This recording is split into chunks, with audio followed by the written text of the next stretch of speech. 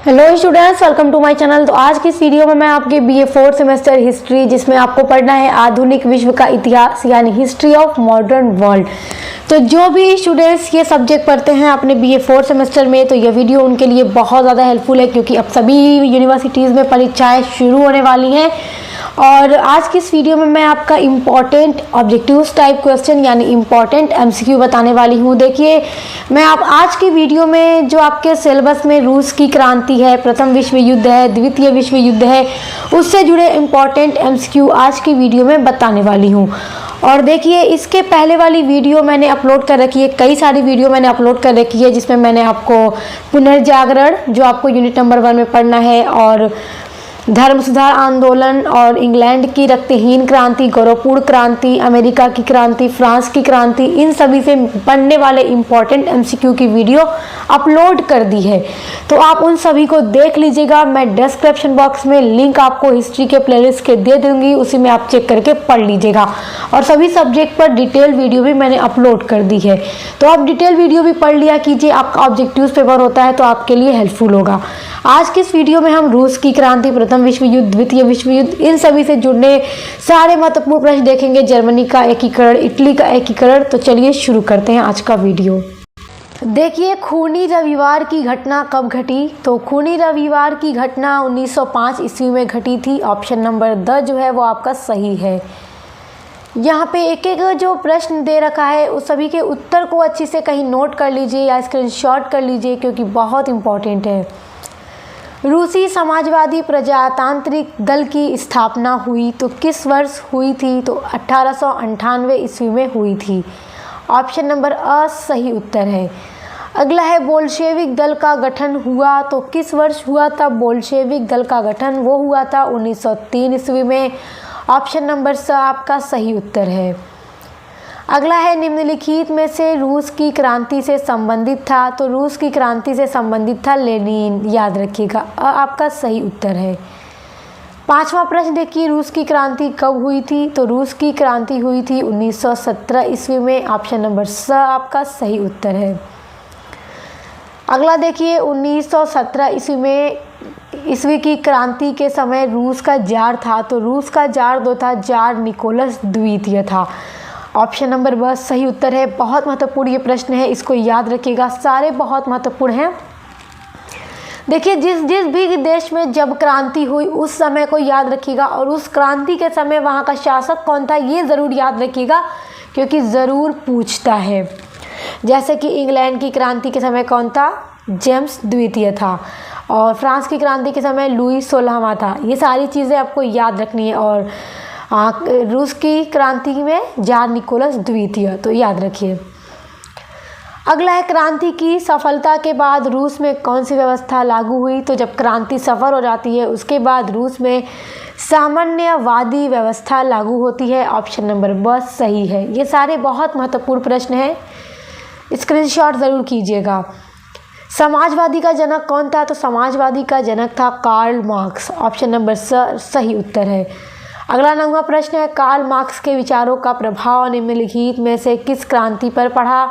तो रूस की क्रांति पर कार्ल मार्क्स के विचारों का बहुत अधिक प्रभाव पड़ा। तो ऑप्शन नंबर आपका सही है। अब यहाँ पर देखिए, इटली का एकीकरण और जर्मनी से एकीकरण से कुछ महत्वपूर्ण प्रश्न हैं। सार्डिनिया पिटमान के सम्राट का नाम था? तो मैं आपको इटली का एकीकरण पढ़ा चुकी हूँ, तो आपको याद होगा। सार्डिनिया पिटमान का सम्राट कौन था? विक्टर एमानुएल द्वितीय थे। तो ऑप्शन नंबर ब राइट है। सब कुछ आपको पढ़ा चुकी हूँ, फुल डिटेल वीडियो चैनल पर अपलोड है। कैमिलो डी कावूर कौन था? तो कैमिलो डी कावूर सार्डिनिया पिटमान का प्रधानमंत्री था। इन्होंने सबसे पहले इटली का एकीकरण की शुरुआत की थी। तो सारी चीज़ें एक एक चरण में मैं आपको पढ़ा चुकी हूँ कि किस किस तरह से इटली का एकीकरण पूरा हुआ था। तो इटली का जो एकीकरण था वो 5 चरणों में पूरा हुआ था। कब हुआ था, कैसे हुआ था, किसने योगदान दिया, सब आपको बता चुकी हूँ। अगर आप पढ़ना चाहते हैं तो प्लेलिस्ट की लिंक इसी वीडियो के डिस्क्रिप्शन बॉक्स में दे दूंगी, आप चेक करके पढ़ लीजिएगा। अगला है रोम पर इटली का अधिकार कब हुआ? तो रोम पर इटली का अधिकार 1870 में हुआ। देखिए रोम जो था उस पर पोप का शासन चल रहा था। जो इटली था उसके जो महत्वपूर्ण सभी राज्य थे अलग अलग बटे हुए थे, सब पर विदेशी शक्तियाँ शासन कर रही थी और रोम पर पोप का शासन चल रहा था।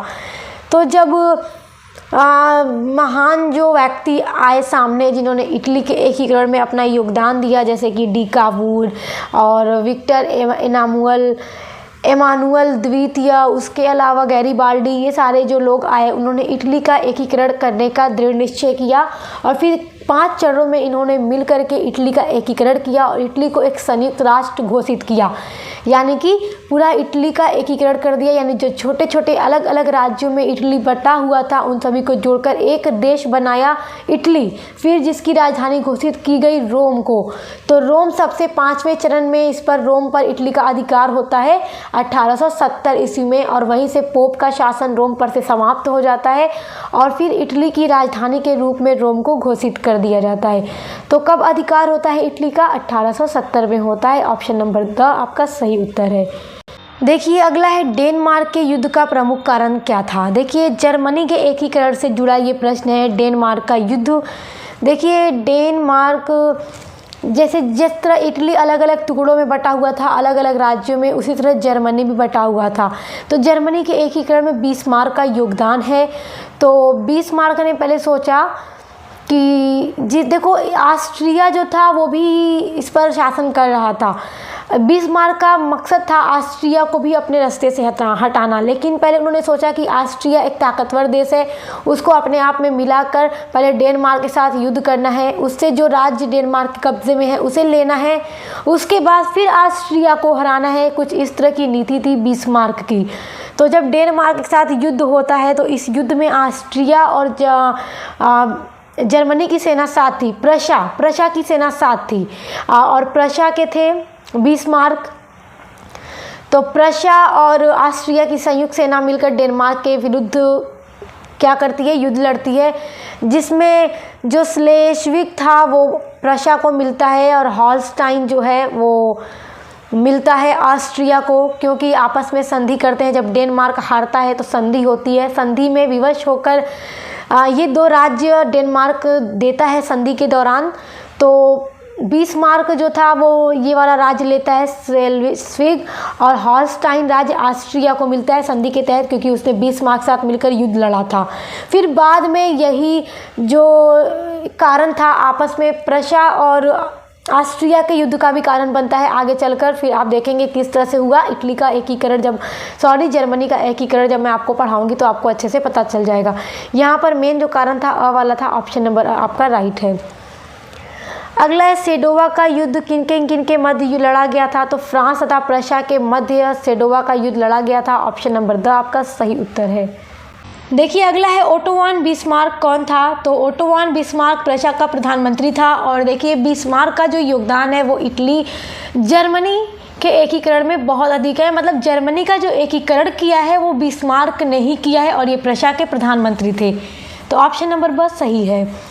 अगला है जर्मनी के एकीकरण के पश्चात वहाँ का सम्राट किसे घोषित किया गया? तो जब जर्मनी का पूरा एकीकरण कर लिया गया बिस्मार्क के द्वारा तो विलियम प्रथम को जर्मनी के एकीकरण के बाद वहाँ का यानी कि जर्मनी का सम्राट घोषित किया गया। तो ऑप्शन नंबर अ विलियम प्रथम सही उत्तर है। अगला है ओटो वन बिस्मार्क ने किस नीति द्वारा जर्मनी के एकीकरण में सफलता पाई? देखिए ओटो वन बिस्मार्क की जो नीति थी वो थी रक्त और लौह नीति। जब आपको जर्मनी का एकीकरण पढ़ाऊंगी तब आपको पता लगेगा कि इनकी जो रक्त और लौह नीति थी वो किस तरह की थी, कि किस तरह इन्होंने ऑस्ट्रिया को ही अपने में मिलाकर डेनमार्क के साथ युद्ध लड़ा, फिर ऑस्ट्रिया को भी युद्ध में हरा दिया, फिर उसके बाद जैसे अलग अलग देश को अपने साथ मिलाकर युद्ध लड़ते थे, फिर उसके बाद उन्हीं को हरा देते थे। मतलब इस तरह की उन्होंने नीति अपनाई थी, उस नीति को रक्त और लौह नीति कहा जाता है। एडोल्फ हिटलर का संबंध किस देश से था? तो इसका संबंध जर्मनी से था। तो ऑप्शन नंबर ब सही उत्तर है। अगला है गैरीबाल्डी ने किस देश की राष्ट्रीय एकता के लिए संघर्ष किया था? तो इटली के लिए किया था। जब इटली का एकीकरण हमने पढ़ा था तो देखा था कि गैरीबाल्डी ने इटली के एकीकरण में बहुत ज़्यादा भूमिका निभाई है और अपना योगदान दिया है। गैरीबाल्डी संबंधित था तो इटली के एकीकरण से संबंधित था। ऑप्शन नंबर राइट है। इनका बहुत महत्वपूर्ण योगदान इटली के एकीकरण में है। अगला क्वेश्चन देखिए, प्रथम विश्व युद्ध कब आरंभ हुआ? तो प्रथम विश्व युद्ध 28 जुलाई 1914 में शुरू हुआ था। ऑप्शन नंबर सही है। अगला है, प्रथम विश्व युद्ध कब समाप्त हुआ? तो 4 सालों तक ये युद्ध चला था। तो 1918 में ये युद्ध 11 नवंबर को समाप्त हुआ था। तो इसकी शुरुआत और इसकी समाप्ति की तारीख याद रखिएगा, बहुत महत्वपूर्ण है। अगला है, संयुक्त राज्य अमेरिका प्रथम विश्व युद्ध में कब सम्मिलित हुआ? तो प्रथम विश्व युद्ध में अमेरिका अप्रैल के महीने में 1917 ईस्वी में शामिल हुआ था। अगला देखिए, वर्साई की संधि कब हुई? तो वर्साई की संधि 28 जून 1919 ईस्वी को हुई थी। इसके बाद है, लीग ऑफ नेशंस यानी राष्ट्र संघ की स्थापना कब हुई? तो इसकी स्थापना 10 जनवरी 1920 ईस्वी को हुई थी। ऑप्शन नंबर ब राइट है, याद रखिएगा 10 जनवरी को हुई थी। अगला है, वुडरो विल्सन कहाँ के राष्ट्रपति थे? तो संयुक्त राज्य अमेरिका के राष्ट्रपति थे वुडरो विल्सन। अगला क्वेश्चन है, लीग ऑफ नेशंस का मुख्यालय कहाँ स्थित था? तो लीग ऑफ नेशन का जो मुख्यालय है वो जिनेवा में स्थित था। तो ऑप्शन नंबर ब सही उत्तर है। अगला है, प्रथम विश्व युद्ध के समय अमेरिका के राष्ट्रपति कौन थे? तो वुडरो विल्सन थे। ऑप्शन नंबर अ सही उत्तर है। अगला है, निम्नलिखित में कौन सा लीग ऑफ नेशंस का अंग नहीं है? तो सुरक्षा परिषद लीग ऑफ नेशंस का अंग नहीं है। ऑप्शन नंबर ब सही उत्तर है। अगला है, त्रिराष्ट्रीय मैत्री की स्थापना हुई तो किस वर्ष त्रिराष्ट्रीय मैत्री की स्थापना हुई थी? तो 1882 ईस्वी में हुई थी। ऑप्शन नंबर अ सही उत्तर है। अगला है, वर्साई की संधि की गई थी तो वर्साई की संधि जर्मनी के साथ की गई थी। तो ऑप्शन नंबर स सही उत्तर है। अगला है, प्रथम विश्व युद्ध किस वर्ष समाप्त हुआ था? तो 1918 में प्रथम विश्व युद्ध समाप्त हुआ था और 1914 में शुरू हुआ था। तो याद रखिएगा, बहुत महत्वपूर्ण ये सारे प्रश्न हैं। अब यहाँ पे देखिए कुछ इंपॉर्टेंट क्वेश्चन है द्वितीय विश्व युद्ध के। तो द्वितीय विश्व युद्ध के पश्चात संयुक्त राष्ट्र संघ के निर्माण का मुख्य उद्देश्य था। तो उसका मुख्य उद्देश्य था विश्व में शांति की स्थापना हो जाए। तो ऑप्शन नंबर अ सही उत्तर है। अगला है, द्वितीय विश्व युद्ध कब प्रारंभ हुआ था? तो द्वितीय विश्व युद्ध 1 सितंबर 1939 ईस्वी में शुरू हुआ था, याद रखिएगा। ऑप्शन नंबर अ सही उत्तर है। अगला है, अमेरिका ने जापान में हिरोशिमा पर परमाणु बम कब गिराया? तो हिरोशिमा पर अमेरिका के द्वारा परमाणु बम 6 अगस्त 1945 ईस्वी में गिराया गया था। ऑप्शन नंबर अ सही उत्तर है।